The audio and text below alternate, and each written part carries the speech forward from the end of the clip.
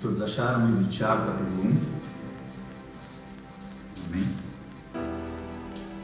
Não anulando a oração da nossa amiga, eu só vou fazer uma oração nossa, minha particular, só para complementar e não anulando, né? Só gostaria de pedir para Deus que Ele tirasse de mim tudo quanto não provém dele e que essa palavra encontre uma boa terra em nossos corações. E que no tempo de Deus, essa semente ela venha a crescer e dar frutos, e que esses frutos sirvam para arrependimento, para a remissão de pecados, para nos guiar, nos aproximar cada vez mais do nosso Senhor. Amém. Gente, o nosso título hoje é uma palavrinha um pouco diferente, né? O título é upomone, uma palavrinha, né, em grego. Nós vamos aprender já o significado dela, descobrir, relembrar o significado dela. A título de curiosidade, nós vamos ler do versículo 1 ao versículo 8, logo no início do livro de Tiago, né? Possivelmente, nós estamos diante da obra mais antiga escrita do Novo Testamento, com exceção de Gálatas. Tiago é um dos livros mais antigos do Novo Testamento, se não o livro mais antigo do Novo Testamento. Esse Tiago, escritor desse livro, ele era o irmão de Jesus, né? Um homem excepcionalmente bom, cognominado o Justo. Chamavam Tiago de o Justo, né? Esse Tiago, ele era um homem bem justo, era um homem de oração, né? Algumas histórias judaicas da época dizem que Tiago tinha tantos calos no joelho que chegavam a parecer cascos, e esses calos eram porque ele passava muito tempo de joelho, tanto tempo que ele orava, né?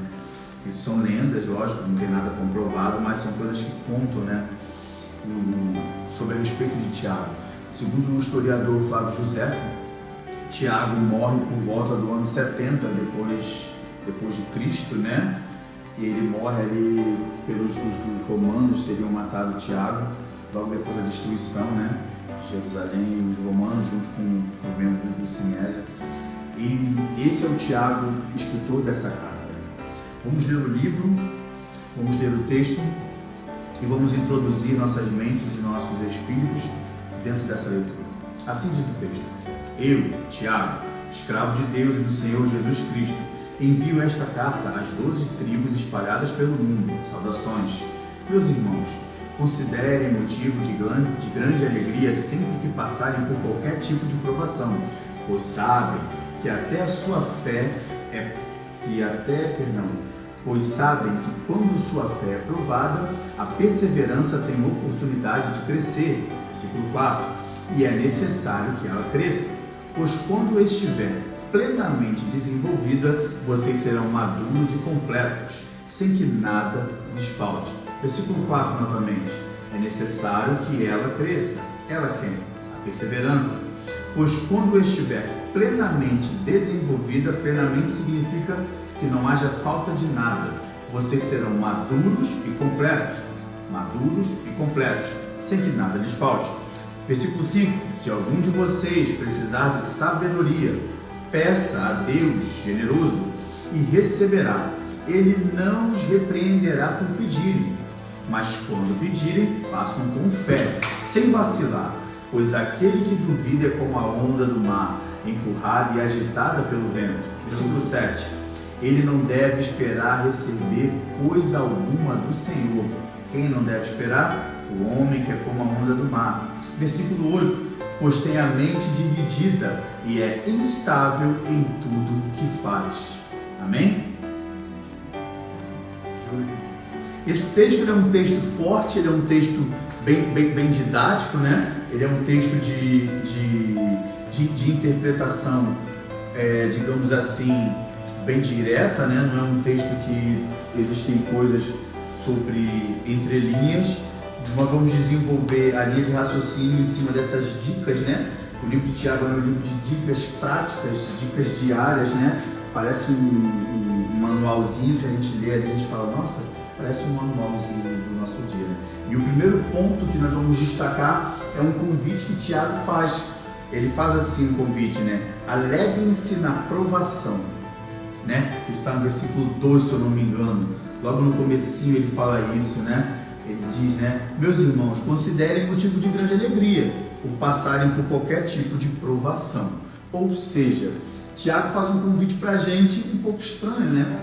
Porque assim, se nós pararmos para olharmos, num ponto de vista natural, a nossa primeira inclinação é justamente não se alegrar com provação, não ficar feliz com dificuldade, não ficar feliz com tristeza, não ficar feliz com perda. Quem é que fica feliz recebendo uma notícia do médico? Ó, tá aqui, parabéns, você tem câncer. Obrigado, estou estourando o balão agora. É o tipo de coisa que ninguém se prepara para produzir um bolo com uma aprovação, né? Porque uma aprovação ela tem muitos níveis. E às vezes a gente pode imaginar uma aprovação no nível hard, né? Que eu imaginei aqui agora, ou uma aprovação pequena, mas aprovação é aprovação. E ninguém, no primeiro momento, se prepara para ficar feliz com uma aprovação. Algumas pessoas têm uma mente mais equilibrada, têm um emocional mais maduro e conseguem desenvolver esse processo com mais naturalidade. Outras são mais emotivas, mais sanguíneas, não são menos que outros, mas demoram mais para aceitar as provações. Mas o fato é que Tiago nos faz um convite muito desafiador. O que ele fala é muito desafiador, é meio que fora do normal, né? Até mesmo se nós pararmos para conversar com pessoas contemporâneas, vizinhos, amigos de trabalho, parentes, não precisamos ir muito distante, né? O mundo não caminha por esse caminho. O mundo atual não vai por esse caminho. Não existe isso hoje em dia de você aceitar injúrias, não existe isso hoje em dia de você concordar com o que não é bom para você, né? Contextualizando como é que a gente escuta, quem nunca ouviu, ou é surdo ou não ouviu direito, porque o que a gente escuta é o seguinte: se não tá bom, larga. Se não presta, chuta e joga fora. Primeiro você. Pense em você primeiro, né? E o convite de Tiago é mais ou menos contra isso, né? Eu fico feliz com tudo que está acontecendo de ruim aí. Isso é bom. Tiago fala que o que é ruim é bom. E ele fala isso partindo de uma linha de raciocínio, né? Ele nos convida a agradecer diante de dificuldades. E aprimorando e aprofundando talvez esse primeiro ponto, eu gostaria de dizer isso, né? Quantos de nós aqui presentes, ou de alguém que escuta, consegue fazer isso, né? Eu, Diego, não tenho coragem de levantar a minha mão e falar que eu agradeço de cara quando acontece alguma coisa ruim. Isso pode vir e vem através de um raciocínio, depois que passa a raiva, depois que passa o acelerado, né, o momento, aí eu falo, não, como é que isso está acontecendo? A gente amadurece as questões e entende que Deus nos levou até aquele ponto para que depois coisas boas venham a acontecer.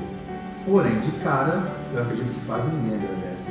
E existem pessoas que nem depois de um raciocínio conseguem agradecer. Tem pessoas que nem depois de conjecturar, de vasculhar, conseguem agradecer as coisas ruins, né? Realmente é muito desafiador, vai contra a nossa natureza. Só que essa provação, segundo o texto, ela produz alguma coisa, né? Tiago fala: pois sabem, no versículo 3, que quando a sua fé é provada, a perseverança tem a oportunidade de crescer. Ou seja, quando a dificuldade acontece, quando a sua fé é provada, quando a gente vai ver se você é firme mesmo no negócio, você tem a oportunidade do desenvolvimento. Que desenvolvimento é esse, Diego? Muito amplo, não só espiritual, mas como homem, como mulher, como mãe, como filho, como marido, como profissional. Você tem a oportunidade de crescer. Veja bem, não significa que quando passarmos por essas provações vamos crescer, não, tá? Tem gente que só afunda. Tem gente que passa pela provação e é igual um cavalo. Ele entra e sai da provação e sai pior que entrou. Nem todo mundo que entra numa provação vai evoluir, não, tá, gente? Tem gente que vai ficar pior, né? Quem nunca conversou com uma pessoa de mais idade, geralmente tem muito mais sabedoria, já passou por muitas coisas, né? E o velho, ele carrega muito isso, né? Ah, vem cá, escuta de mim, esse conselho de vida. E a Bíblia nos diz que nós devemos sentar aos pés deles para aprender, de fato. Mas quem nunca conversou com um idoso que é um poço de murmuração, que é um poço de coisa ruim que aconteceu na vida dele, o camarada só sabe reclamar, o camarada só, tudo que acontece, eu já passei por isso, é uma desgraça, isso é uma coisa ruim. Tem gente que não evolui, tem ser humano que entra e sai da terra e é só desgraça. Quem nunca esteve do lado de uma pessoa que você não consegue ficar 10 minutos conversando com ela, que até você sai assim às vezes, né? Não estou aqui espiritualizando nada, né? Mas às vezes você sai assim, nossa, é pesado do lado daquela pessoa, de tanta coisa ruim que você escutou, né? O pastor está falando de negócio, não está falando que a gente carrega carro? Não, varão, estou dizendo que você não pode andar segundo o conselho dos ímpios, nem sentar na roda dos escarnecedores, porque as más conversações corrompem bons costumes. Então, se você ficar escutando mal conversação, vai corromper os seus bons costumes e você vai sair pesado, carregado, com a mente doendo. É isso, está na Bíblia. Não estou inventando nada. Quem nunca andou do lado de uma pessoa que não evoluiu? E Tiago faz esse convite, né? Vocês sabem que quando a fé é aprovada, vocês têm a oportunidade de crescer. Então aqui vai o segundo gancho para a nossa vida, né? O primeiro, aprender a agradecer nas dificuldades, que é difícil. E o segundo, alcançarmos um crescimento dentro dessa dificuldade. Alcançar o crescimento dessa dificuldade é se agarrar à oportunidade. E aqui na mão de todos nós, eu tenho aqui a Bíblia aberta, vocês têm aí, tem uma oportunidade. A palavra de Deus. Dentro dessas escrituras, dentro desses conselhos, tem um manual de vida prático, diário, funcional, vivo e eficaz, apto para discernir os pensamentos, corrigir as ações. Então, aonde está a nossa frequência diária em consumo daquilo que pode mudar as nossas vidas?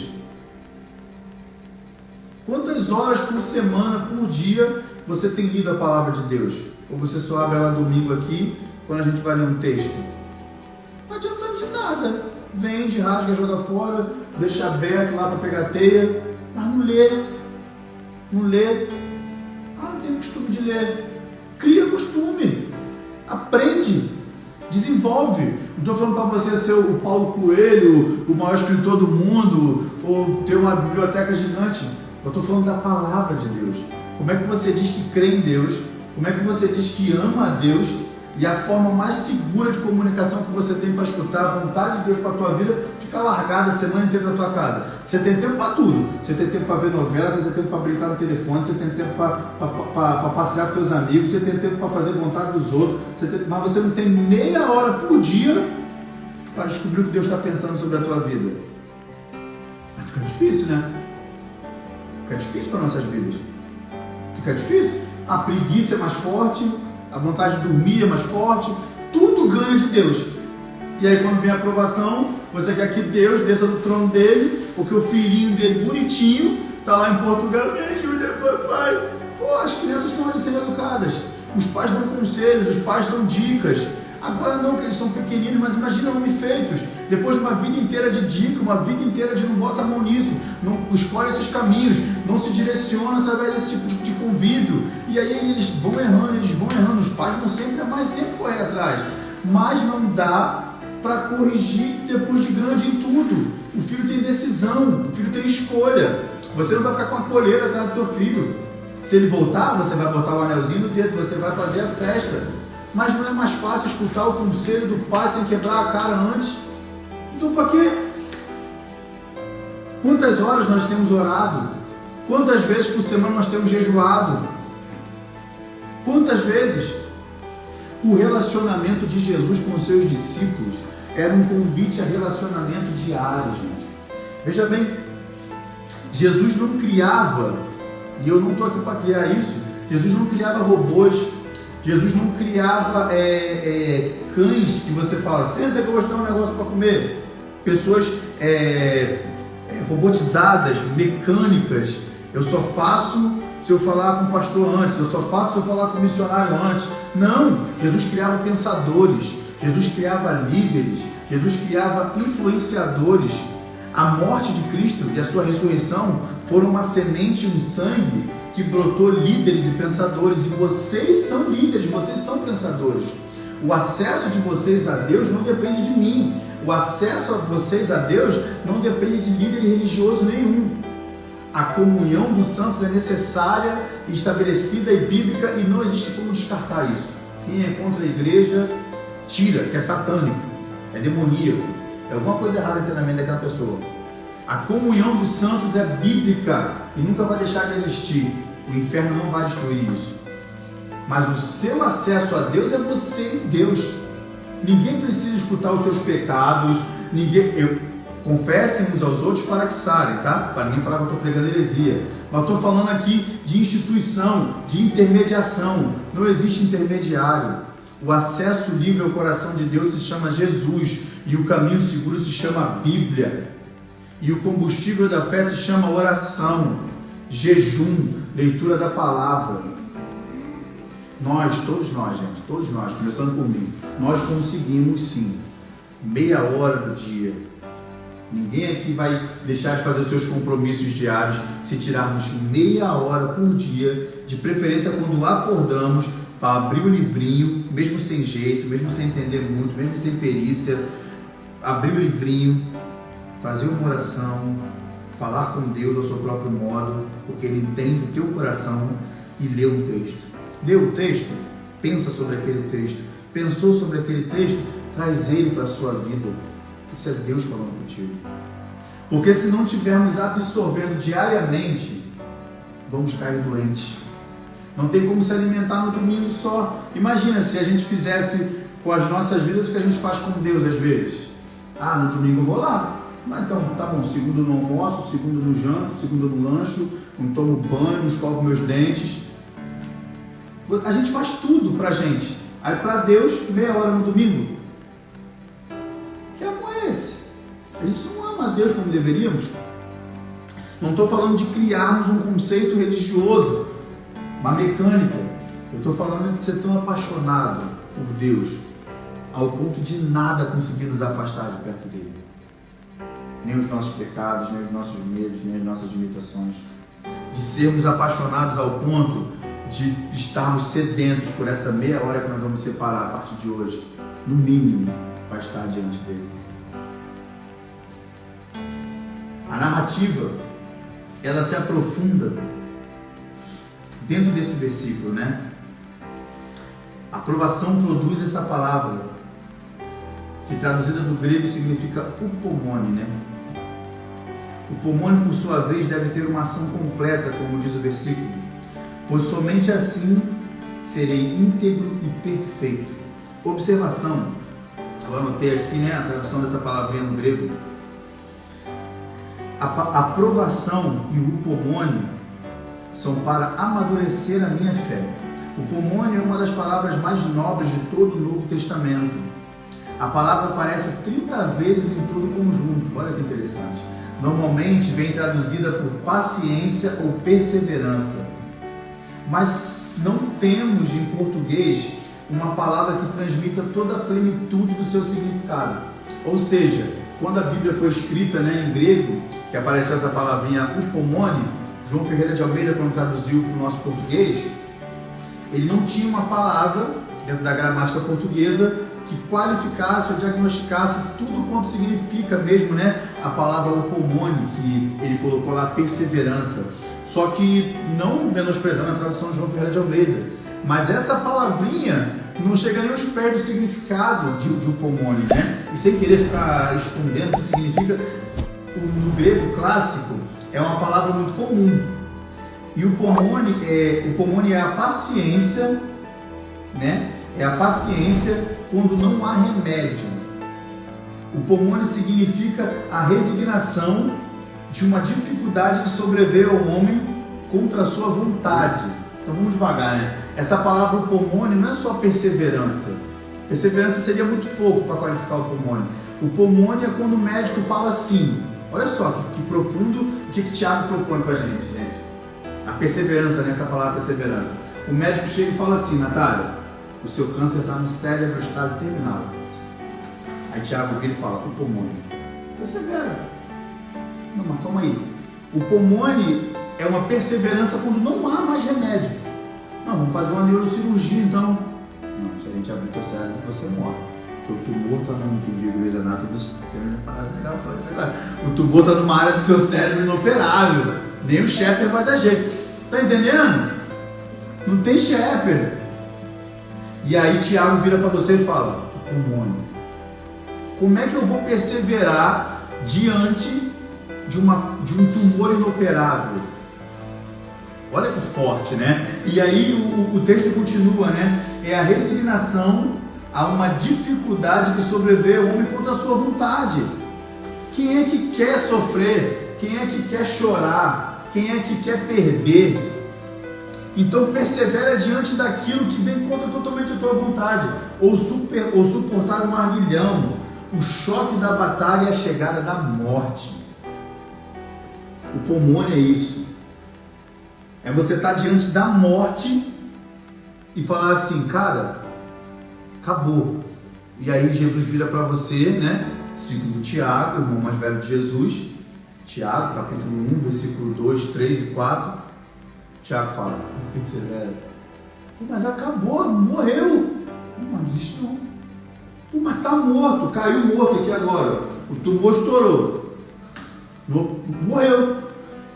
Agora é o fim, né? Morreu, acabou. Aí a palavra de Deus fala pra gente: não, mas continua perseverando aí. Então tem alguém maluco na história, né? O gordinho com a blusa do Flamengo é maluco. A Bíblia está ficando louca. Que fé é essa que nós somos convidados a viver? Que Deus é esse que a gente escolheu servir? Que Ele está falando para você assim: acabou. Você vira para Ele e fala: morreu aqui, acabou. O meu sonho de viver uma vida de um casamento perfeito acabou. O meu sonho de ter um filho acabou. Morreu esse negócio. Aí Ele vira para você e fala assim: não, beleza. Fala igual a gente lá no Rio, né? E aí, beleza? Continua, persevera. O pulmônio é uma perseverança surreal, é uma perseverança fora da nossa linha de raciocínio, né? Então é uma perseverança que vem de Deus. É uma coisa que você só vai conseguir, que eu só vou conseguir, através de um envolvimento com aquele que venceu a morte, com aquele que ressuscitou ao terceiro dia. Só Jesus pode te dar uma fé e uma perseverança a esse ponto. E Tiago vai aprofundando isso e deixando isso mais concreto, quando o texto mais embaixo diz o seguinte: veja bem, se algum de vocês precisar de sabedoria, peça ao nosso Deus generoso e receberá. Ele não repreenderá por pedirem. Mas olha o versículo 6. Mas quando pedirem, façam com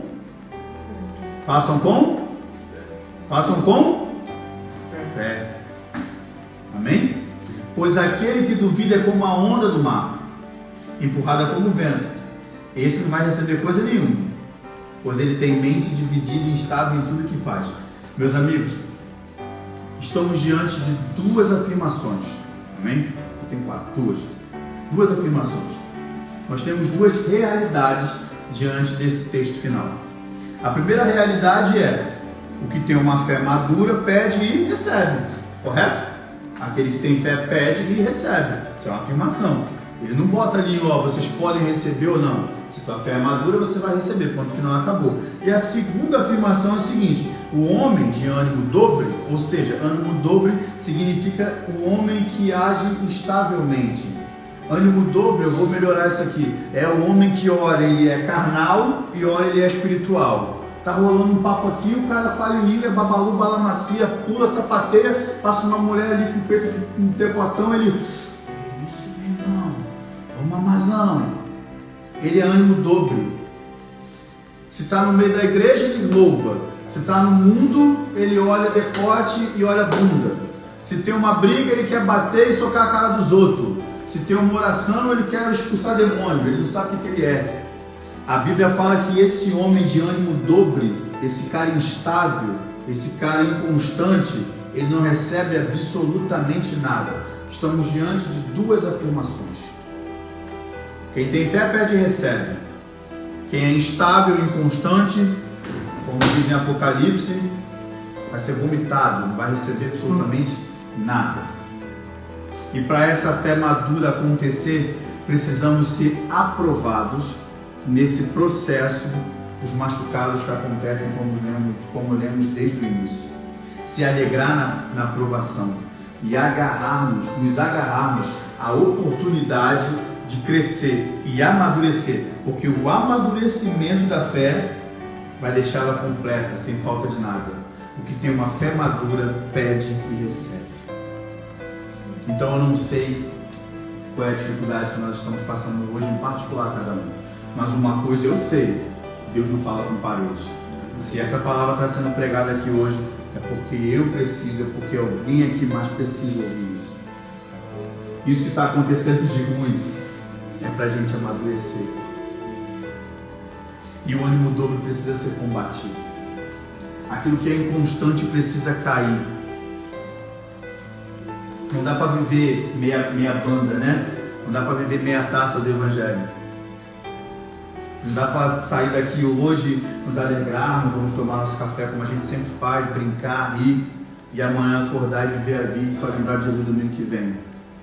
Não dá. Não dá.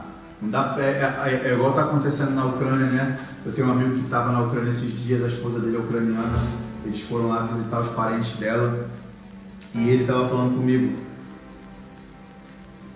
que apesar de... eu até achei isso interessante, ele falou: Diego, a galera vive bem aqui, está todo mundo até feliz, as crianças brincam nas ruas, mas ele também falou, né, que ao mesmo tempo que isso está acontecendo, você vê que todos os ucranianos, eles estão envolvidos com aquilo, tipo assim, cara, eu não tenho o que fazer, eu estou no meio de uma guerra, tá entendendo? Mas se entrar agora um tanque russo aqui, o que eu vou fazer é pegar a minha arma e vou defender, aqui onde eu moro, minha terra. Se eu morri lutando, se eu não morrer, eu estou aqui.